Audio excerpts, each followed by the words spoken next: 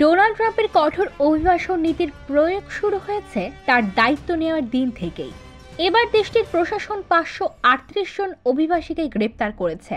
কয়েকশো অভিবাসীকে এরই মধ্যে ফেরত পাঠানো হয়েছে। শুক্রবার হোয়াইট হাউসের প্রেস সচিব ক্যারোলিন লেভিট এ তথ্য দিয়েছেন। লেভিট বলেন, ইতিহাসের সবচেয়ে বড় অভিবাসী প্রত্যাহার অভিযান বেশ ভালোভাবেই চলছে। প্রতিশ্রুতি রাখা হয়েছে, ট্রাম্প প্রশাসন 538 অবৈধ অভিবাসীকে গ্রেপ্তার করেছে। শত শত অভিবাসীকে সামরিক বিমানে দেশে পাঠানো হয়েছে। নিউ জার্সির নিউ ইয়র্কের মেয়র রাস চেবারাকা এক বিবৃতিতে বলেন, ইমিগ্রেশন অ্যান্ড কাস্টমস এনফোর্সমেন্ট আইসিএ কর্মকর্তারা কোনো ওয়ারেন্ট ছাড়াই স্থানীয় একটি প্রতিষ্ঠান থেকে অবৈধ অভিবাসী নাগরিকদের গ্রেপ্তার করেছে। মেয়র বলেন, অভিযানে গ্রেপ্তারদের একজন সাবেক মার্কিন সেনা সদস্য। এই জঘন্য কাজটি সরাসরি মার্কিন সংবিধানের লঙ্ঘন।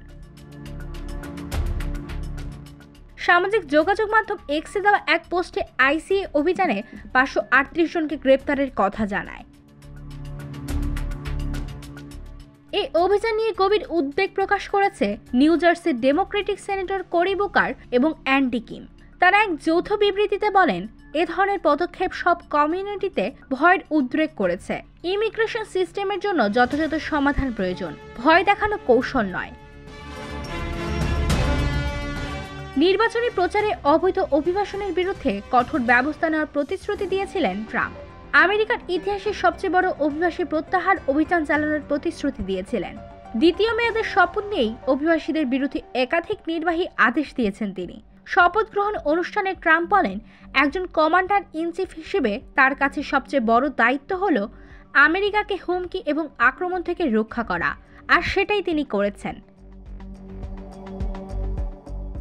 প্রথম কার্যদিবসে যুক্তরাষ্ট্রের দক্ষিণ সীমান্তে জাতীয় জরুরি অবস্থা ঘোষণা করেন ট্রাম্প।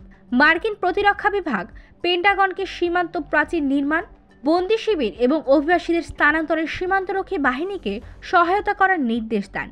প্রয়োজন হলে সীমান্তে সেনা পাঠানোর ক্ষমতা প্রতিরক্ষা মন্ত্রী দেওয়ার নির্দেশও দিয়েছেন তিনি।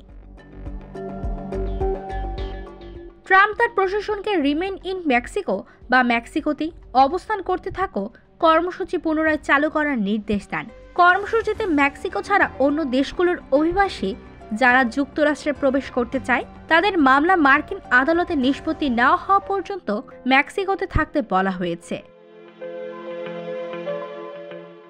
IBTV, USA, new York.